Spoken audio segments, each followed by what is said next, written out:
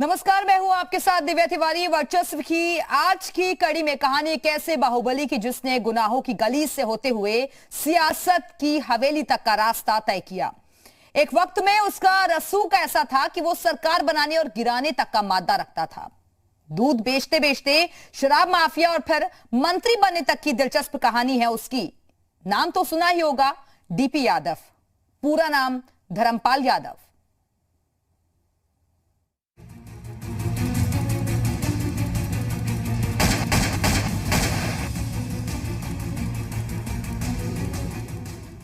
Baahubali DP Yadav एक नाम है अपराध की काली दुनिया का, जुर्म की सुर्ख जमीन का और खौफ के अंधेरे सायों का।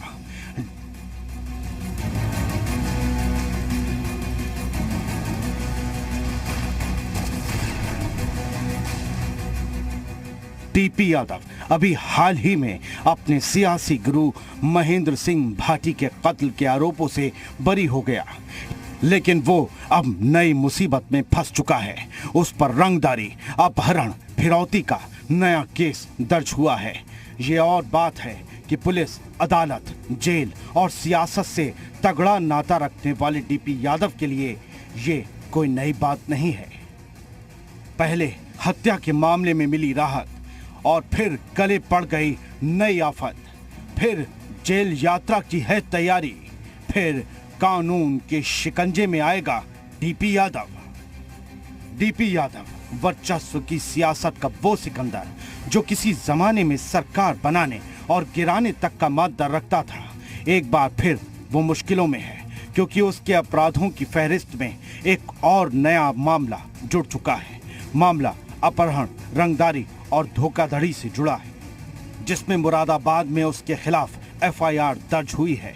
वो भी तब जब वो महज हफ्ते भर पहले ही अपने सियासी गुरु महेंद्र सिंह भाटी की हत्या के मामले में उत्तराखंड हाई कोर्ट की तरफ से सबूतों के अभाव में बेदाग साबित किया गया।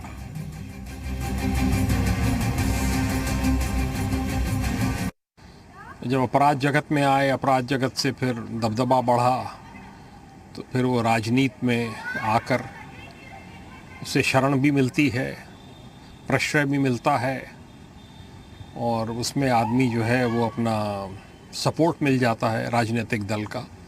तो ये हैं परिस्थितियाँ। ताज़ा मामला मुरादाबाद के कारोबारी अनिल तोमर की तरफ से दर्ज करवाया गया है, जिसके मुताबिक डीपी यादव और उसके 5 साथियों पर अपहरण का आरोप लगा है। अनिल तोमर का अपहरण कर उनसे 10 करोड़ की रंगदारी मांगने का आरोप है। अपहरणकर्ताओं में से एक आरोपी हरिओम शर्मा तोमर की कंपनी में अकाउंटेंट था। शर्मा ने 2014 में कंपनी की चेकबुक चोरी की। उसके बाद फर्जी हस्ताक्षर कर खातों से लाखों रुपए निकाले। तोमर के मुताबिक इसमें उसका साथ बैंक कर्मियों ने भी दिया। हरिओम शर्मा के खिलाफ शिकायत करने पर तोमर को धमकियां मिलनी शुरू हो गई। तोमर की तरफ से दी गई शिकायत के मुताबिक 17 अक्टूबर 2021 को हथियारबंद लोगों ने तोमर को अगवा कर लिया। जिस कार में उन्हें अगवा किया गया उसमें पूर्व विधायक विजय यादव भी मौजूद थे। आरोप है कि पूर्व विधायक विजय यादव ने वीडियो कॉल के माध्यम से डीपी यादव की तोमर से बात करवाई। इस ताजा मामले के बाद डीपी यादव की मुश्किलें बढ़नी तय हैं, क्योंकि आरोप बेहद संगीन है और एक बार फिर इन आरोपों के जरिए डीपी यादव सुर्खियों में है। हालांकि इससे कुछ ही दिन पहले डीपी यादव को चर्चित महेंद्र सिंह भाटी केस में राहत मिली थी, लेकिन कहते हैं कि अपराध और अपराधी की सूरत बदल सकती है मगर सीरत नहीं। सो डीपी यादव एक दफा फिर नए कांड के साथ जराइम के बाजार में मजबूत दस्तक दे चुका है।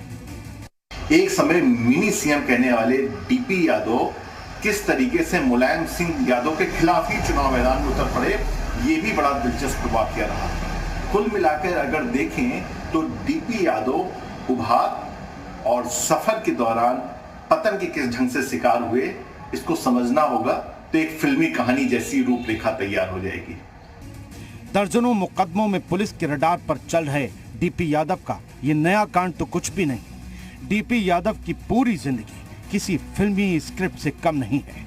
एक दूध वाले से अपराध और सियासत के शिखर तक पहुंचने वाला डीपी यादव और उसका परिवार एक जमाने में अखबारों और टीवी चैनलों की सुर्खियों में रहता था। ऐसे में दूध बेचते बेचते डीपी यादव कैसे बना लिकर किंग और फिर कैसे चढ़ता गया वो सियासत में कामयाबी की सीढ़ियां, आपको आगे बताएंगे। जुड़े रहिए हमारे साथ। अंबुजेश कुमार के साथ ब्यूरो रिपोर्ट, जी मीडिया। पश्चिमी यूपी से लेकर हरियाणा तक डीपी यादव के खिलाफ मुकदमों की फहरिस्त बेहद लंबी है। बावजूद इसके अभी कुछ दिन पहले वो एक हत्या के आरोप से बरी हुआ है, और वो भी उस शख्स की हत्या के आरोप से जिन्हें उसका सियासी गुरु माना जाता है। नाम महेंद्र सिंह भाटी, और जिनकी हत्या साल 1992 में एकदम फिल्मी अंदाज में कर दी गई थी। जाहिर है इस हत्याकांड में बरी होने के बाद डीपी यादव की सक्रियता एक बार फिर से बढ़ने वाली है।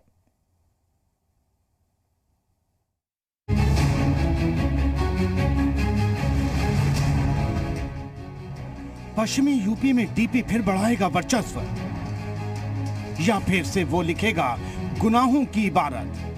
बाहुबली डीपी यादव को उत्तराखंड हाईकोर्ट से हत्या के मामले में क्लीन चिट मिल चुकी है। यही वजह है कि उत्तर प्रदेश में कुछ ही महीनों में यूपी विधानसभा चुनाव होने वाले हैं, और ये माना जा रहा है कि डीपी यादव अपनी आजादी को सियासी तौर पर भुनाने की पूरी कोशिश करेगा। हाल ही में डीपी यादव का स्वागत मंच से उसकी तकरीरें और उसके समर्थकों का हुजूम ये बताने के लिए काफी है कि अपराध का काला चेहरा राजनीति के उजले खद्दड़ के पीछे छुपकर नया खेल खेलने के लिए पूरी तरह से तैयार है। अच्छी बात है, हमारी बात रखी जानी चाहिए।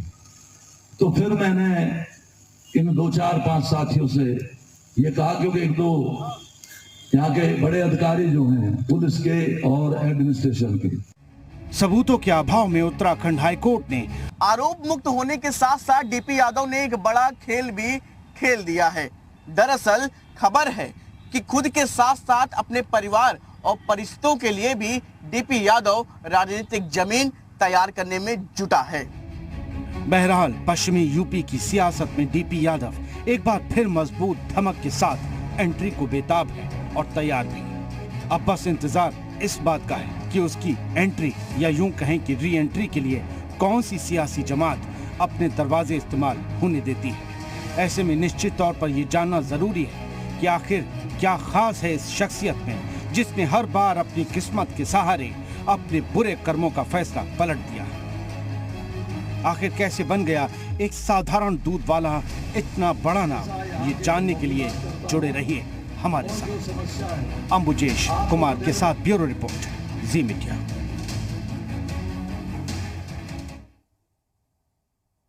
आपने सियासत में वर्चस्व की कहानियां बहुत देखी सुनी होगी, मगर डीपी यादव की कहानी सबसे अलग है। जरा कल्पना करिए कि साइकिल पर दूध की बाल्टी लेकर दिल्ली के मोहल्लों में घर घर दूध बेचने वाला अचानक से बड़ा नाम बन जाता है, और जिसके नाम की दहशत हरियाणा से पश्चिमी उत्तर प्रदेश तक में होती है, जो सरकारों का मुस्तकबिल तय करता है, और किसी हिट फिल्मी कहानी का मसाला है डीपी यादव।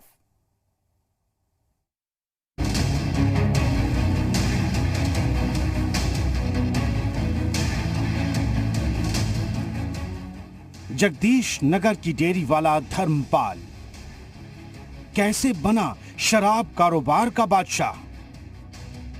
जरायम के अंधेरों से सियासत के शिखर तक धर्मपाल के डीपी यादव बनने की कहानी।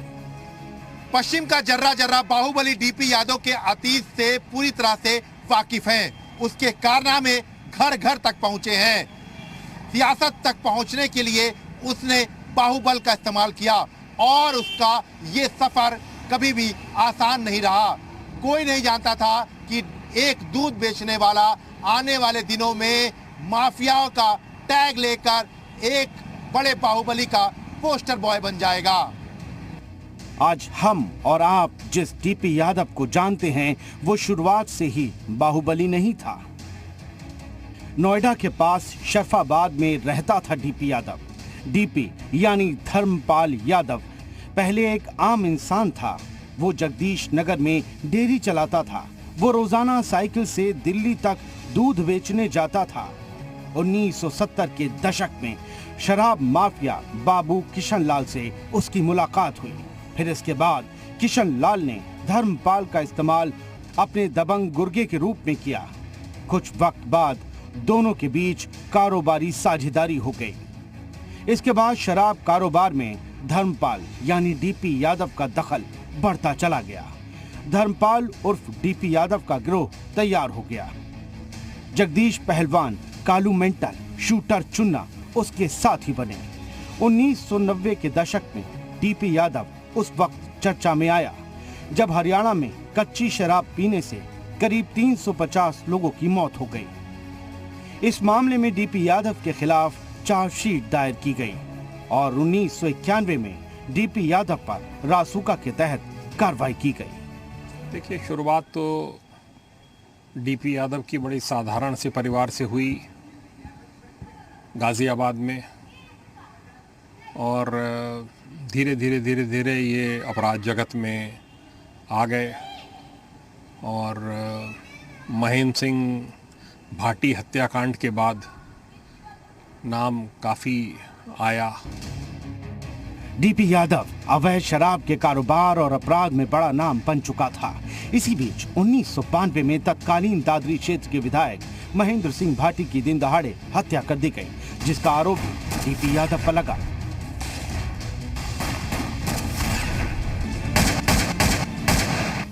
इस दौरान कुछ सालों में डीपी यादव पर हत्या के 9 केस दर्ज हुए, हत्या के प्रयास के 3 केस और डकैती के 2 मामले दर्ज हुए। गैंगस्टर एक्ट के तहत डीपी यादव पर कार्रवाई की गई। डीपी यादव की जुर्म की फहरिस्त इतनी लंबी हुई कि उसके खिलाफ हरियाणा और गाजियाबाद, बुलंदशहर के साथ ही बदायूं जिले में केस दर्ज हुए। डीपी यादव का वर्चस्व आप जहाँ तक गौतम बुद्ध नगर और बदायूं जो और आसपास के जो ज़िले हैं उनमें बहुत अधिक रहा है। वैसे तो एक ज़माना ऐसा था जब मुलायम सिंह जी मुख्यमंत्री थे तो उनके बहुत निकट थे और जो अगर कोई काम कराना चाहता था तो उनके माध्यम से ही कराता था। ये मुलायम सिंह जी ने इनको अपनी गवर्नमेंट में पंचायत राज मंत्री भी बनाया था। डीपी यादव ने जुर्म की दुनिया में अपना बड़ा नाम कर लिया था, तो वहीं उसके परिवार के लोग भी उसके प्रभाव का इस्तेमाल कर रहे थे। डीपी यादव के बेटे विकास यादव का नाम जेसिका हत्याकांड और नीतीश कटारा हत्याकांड में सामने आया और अब विकास यादव दोषी साबित हो चुका है। आगे आपको बताएंगे कि आखिर डीपी यादव के बेटे विकास यादव की क्या भूमिका रही जेसिका लाल हत्याकांड और नीतीश कटारा हत्याकांड में, और कैसे इन मामलों की वजह से डीपी यादव का राजनीतिक रसूख प्रभावित हुआ। बने रहिए हमारे साथ। ब्यूरो रिपोर्ट, जी मीडिया। डीपी यादव ने राजनीतिक रसूख के लिहाज से अपनी पैठ ऐसी बना ली थी कि उसके चाहने वाले हर पार्टी में मौजूद रहे, फिर चाहे कांग्रेस हो, बीजेपी हो, सपा हो या फिर बीएसपी। सभी पार्टियों ने उसके अतीत को नजरअंदाज किया और जब भी मौका मिला उसे सियासी छत मुहैया करवाई। आखिर क्यों डीपी यादव बन गया सबकी पसंद, इस खास रिपोर्ट में देखिए।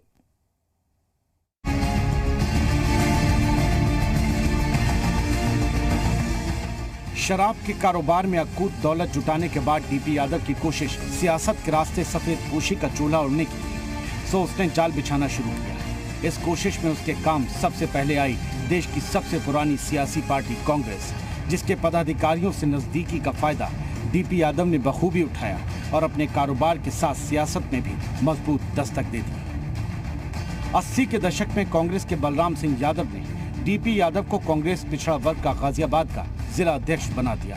इसके बाद उसका राजनीतिक सफर चल पड़ा। डीपी यादव ने गाजियाबाद के नवयुग मार्केट में कार्यालय खोला और उसी वक्त महेंद्र सिंह भाटी के संपर्क में आया। राजनीतिक करियर में पहली बार वो बिसरख से ब्लॉक प्रमुख चुना गया। मुलायम सिंह ने जब समाजवादी पार्टी का गठन किया उस वक्त उन्हें पैसे वाले लोगों की जरूरत थी और डीपी यादव को बड़ा मंच चाहिए था, सो दोनों का मिलन आसानी से हो गया। डीपी ने कांग्रेस छोड़ समाजवादी पार्टी का दामन थामा और बुलंदशहर से समाजवादी पार्टी का टिकट हासिल कर लिया। धनबल के दम पर वो चुनाव जीता, साथ ही मुलायम सिंह के मंत्रिमंडल का हिस्सा भी बन गया। हालांकि बाद में मुलायम सिंह से डीपी यादव के रिश्तों में खटास पैदा हो गई। डीपी यादव ने मुलायम सिंह के खिलाफ चुनाव भी लड़ा लेकिन हार गया। इतना ही नहीं, राम गोपाल यादव के खिलाफ भी इसने चुनावी खम ठोका लेकिन हार गया। उनका दबदबा इस कदर हुआ कि वह जो है मुलायम सिंह यादव की पार्टी से जीत करके कैबिनेट मंत्री, पंचायती राज मंत्री संभाल लिए और धीरे धीरे जो है वह लगभग 4 बार जो है उत्तर प्रदेश में विधायक रहे, 3 बार बुलंदशहर से और 1 बार सासवान से, और 2 बार जो है संसद सदस्य भी बन गए। बुलंदशहर से लोकसभा का भी प्रतिनिधित्व किया और जो है राज्यसभा का भी प्रतिनिधित्व किया। डीपी यादव के सियासी सफरनामे का अगर इतिहास देखा जाए तो हर पार्टी ने उसे पहले अपनाया और फिर ठुकरा दिया, जिसके बाद उसने अपनी खुद की पार्टी तक बना ली। ये और बात है कि खुद की पार्टी ने उसे उतनी कामयाबी नहीं दी जितना उसने दूसरी पार्टियों में रहकर पाई थी। डीपी यादव के राजनीतिक सफर की बात करें तो 1993 में बुलंदशहर से सपा के टिकट पर विधायक बना। इतना ही नहीं, इस बीच वो सपा का महासचिव भी रहा और मंत्री भी। 1996 में बीएसपी प्रत्याशी के रूप में संभल से लोकसभा चुनाव जीता। 1998 में निर्दलीय प्रत्याशी के रूप में राज्यसभा का सफर तय किया। 2004 में बीजेपी का साथ मिला, राज्यसभा सांसद भी बना, लेकिन बाद में बीजेपी ने पार्टी से निकाल दिया। 2007 में खुद की पार्टी राष्ट्रीय परिवर्तन दल बनाया। 2 सदस्यों ने विधानसभा चुनाव भी जीता, जिसमें एक वो खुद और दूसरा उसकी पत्नी थी। हालांकि 2011 में चुनाव खर्च का ब्यौरा न दे पाने पर चुनाव आयोग ने उसकी पत्नी की सदस्यता रद्द कर दी। 2009 में बीएसपी के टिकट पर बदायूं से चुनाव लड़ा मगर हार गया। 2012 में समाजवादी पार्टी में शामिल होने के लिए हाथ पैर मारे, मगर अखिलेश यादव की जिद के चलते सपा की सदस्यता नहीं मिली। साल 2014 के चुनाव में भी डीपी यादव ने संभल से किस्मत आजमाई मगर हार गया। हालांकि वो तब ज्यादा सुर्खियों में आया जब उसने अक्टूबर 2014 में अमित शाह के साथ मंच शेयर किया, जिस पर हंगामा मच गया। ये और बात है कि उसके बाद बीजेपी ने उससे कन्नी काट ली। डीपी यादव के ऊपर तमाम आरोप लगे। महेंद्र सिंह भाटी की हत्या का आरोप लगा और नीतीश कटारा का तो केस हमको लगता है कि देश के स्तर पर पूरे हम अगर कहें तो नीतीश कटारा के केस के नाते से पूरा देश जान गया। तो इसी के साथ हमारी खास पेशकश में फिलहाल इतना ही। यहाँ रुकेंगे एक छोटे से ब्रेक के लिए।